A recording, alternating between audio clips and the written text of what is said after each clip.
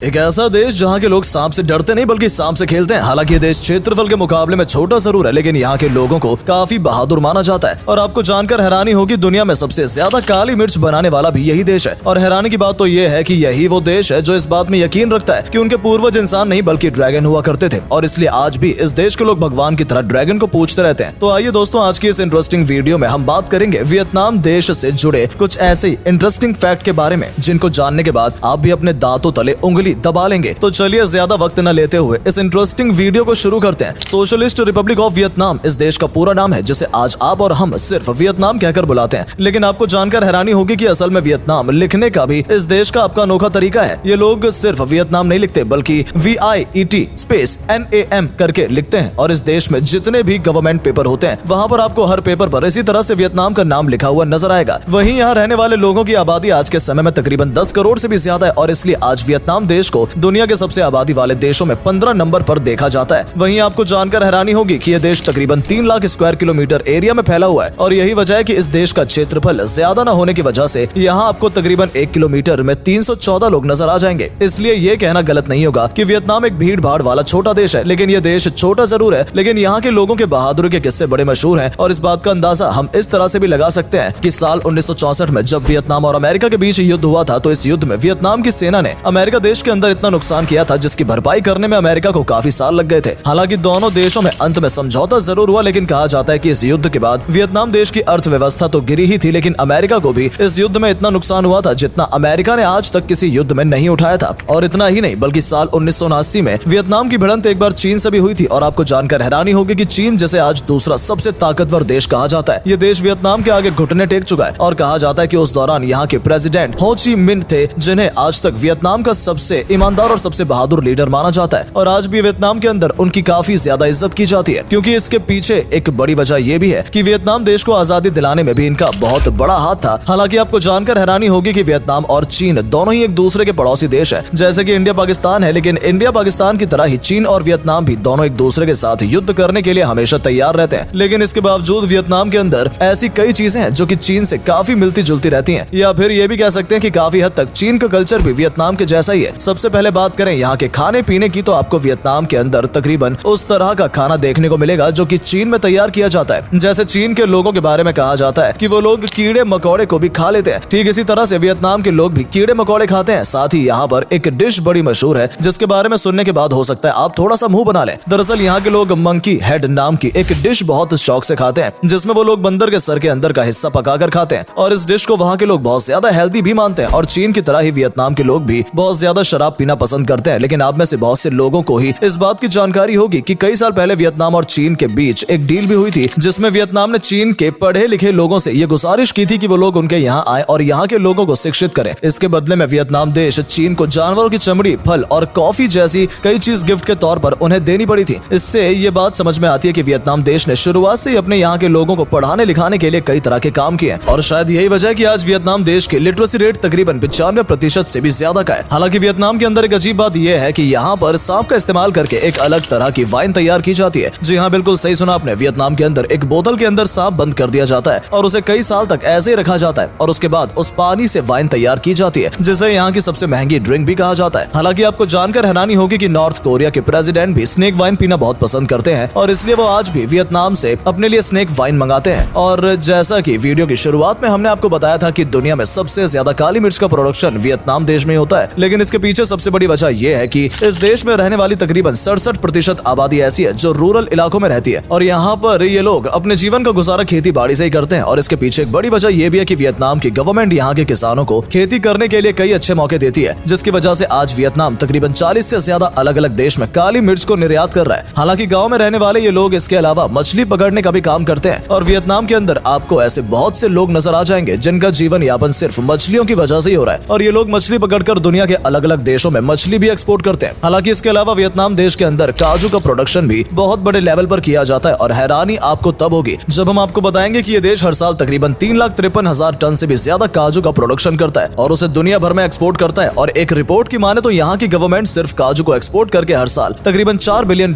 तक का काम करती है। और सिर्फ इतना ही नहीं बल्कि ब्राजील देश के बाद वियतनाम एक ऐसा देश है जो कि सबसे ज्यादा कॉफी का प्रोडक्शन करता है और उसे दुनिया भर में एक्सपोर्ट करता है। हालांकि वियतनाम के बारे में एक अजीब बात बात ये जरूर है कि एक तरफ तो लोग ये मंकी हेड भी खा लेते हैं, लेकिन दूसरी तरफ ये कछुए को अपने लिए बहुत ज्यादा लकी मानते हैं। जी हाँ, बिल्कुल सही सुना आपने। वियतनाम के अंदर आपको कई जगह पर कछुए के स्टैचू बने हुए नजर आ जाएंगे और उनका ऐसा मानना है कि अगर आप कोई अच्छा काम करने जा रहे हैं और उससे पहले अपने कछुए के बारे में आपने सोच लिया तो आपका वो काम अच्छा हो जाएगा। और इतना ही नहीं, वियतनाम के लोग ड्रैगन की भी पूजा करते हैं। जी हाँ, जहाँ चीन खुद को ड्रैगन मानता है, वहीं वियतनाम के लोग का भी ये मानना है कि ड्रैगन उनके पूर्वज हुआ करते थे और इसलिए ये लोग ड्रैगन के लिए बड़े बड़े मंदिर बनाते हैं और वहाँ जाकर ड्रैगन की पूजा करते हैं। अगर आपको वियतनाम के बारे में सिर्फ यही बात अजीब लग रही है तो आपको हैरानी तब होगी जब हम आपको बताएंगे कि जहाँ पूरी दुनिया में नया साल 1 जनवरी को मनाया जाता है, वहीं वियतनाम के लोग 12 फरवरी को अपने यहाँ पर नया साल मनाते हैं। वो लोग इस दिन को टेड डे के नाम से मनाते हैं और इस दिन ये लोग वियतनाम की सड़कों पर कल्चरल प्रोग्राम करते हैं और साथ ही ड्रैगन की पूजा भी करते हैं। तो दोस्तों, उम्मीद करते हैं कि इस वीडियो में बताए गए फैक्ट्स के जरिए आप वियतनाम देश को काफी करीब से जान पाए होंगे और आखिर क्यों इस देश के अंदर ड्रैगन की पूजा की जाती है, इसके बारे में भी आपको ये वीडियो देखने के बाद समझ आ गया होगा। तो अगर वीडियो पसंद आई या इसके जरिए कुछ जानने का मौका मिला तो इसे अपने दोस्तों के साथ भी जरूर शेयर करें ताकि उन तक भी ये इंटरेस्टिंग वीडियो पहुंच सके। और अगर आप हमारी वीडियो को फेसबुक पर देख रहे हैं तो हमारे फेसबुक पेज को भी फॉलो जरूर कर लें ताकि जब भी हम आपके लिए इस तरह की वीडियो लेकर आए तो वो आप तक पहले पहुंच सके। धन्यवाद।